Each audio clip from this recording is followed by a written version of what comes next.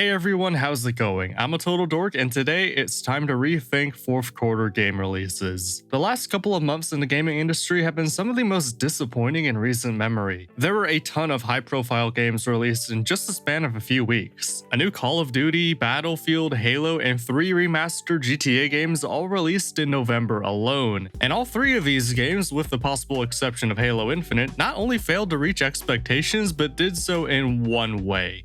They were broken. And I don't mean broken like a general lack of polish or anything like that. I mean these games had several game-breaking bugs. The GTA trilogy's lazy AI upscaling managed to make these classic games look worse than their original versions. Call of Duty Vanguard's multiplayer has received so few updates that the developers had to apologize twice. And I'm sure everyone at CD Projekt Red is sending DICE and EA daily gifts for overtaking Cyberpunk 2077 as the most broken game launch in recent memory. And while Halo Infinite has launched in a stable, mostly polished state, the lack of playlist variety, Forge and campaign co-op, and the universally hated Battle Pass progression system has been more than controversial. Games launching in a less than perfect state has unfortunately become all too common these days, but normally pushing out updates after a game's launch isn't a huge issue. The way this used to happen was developers would spend more and more time working on a game as launch day came closer, working through launch day itself and keeping effort levels high for a few weeks after launch before settling back into a normal, healthy working routine. It wouldn't be uncommon for developers to spend 60, 70, 80, or God forbid 100 hours a week working on a game as they got closer to launch. This was called crunch, and as the public started to learn about these practices through the media, and as more and more developers burned out due to the long hours, there was and still is a conscious effort to move away from crunch time in the industry. Now the developers can work at a more reasonable rate, but there is a trade-off. Since less hours are being spent working on the game per day, games will launch with either less time being spent on the game, or they'll make up that lost time by pushing the game's launch back several weeks, months, or even years. At least that's what should happen, but given the quality of the games released last November, it's safe to say that lost time was never made up.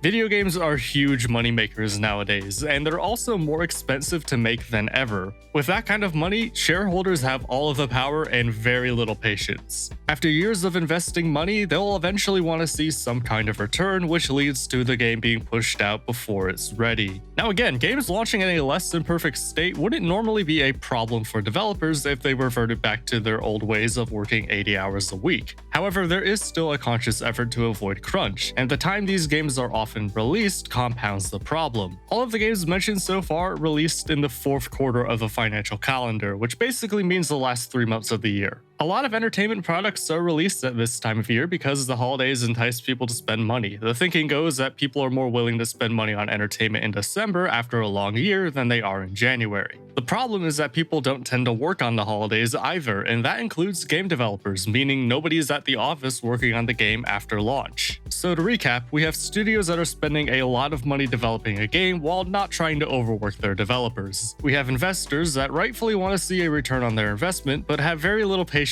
after 3 to 5 years of development, and have all of the power to release an unfinished game in the fourth quarter as the developers get ready to go on break. And then there's the players who are mad at all parties. They're mad at the investors who are forcing the game out before the game is ready and often unfairly blaming the developers, and they're mad at the developers because the game doesn't work and because they're taking so much needed time off shortly after the game's release despite its unfinished state. With that in mind, it's time to finally rethink releasing games in the fourth quarter. The best solution for everyone involved would be for the investors to learn some patience and let the developers put out a game that's actually finished, but wealthy people do everything in their power to avoid learning new things and never admit fault. So unfortunately, that's never going to happen.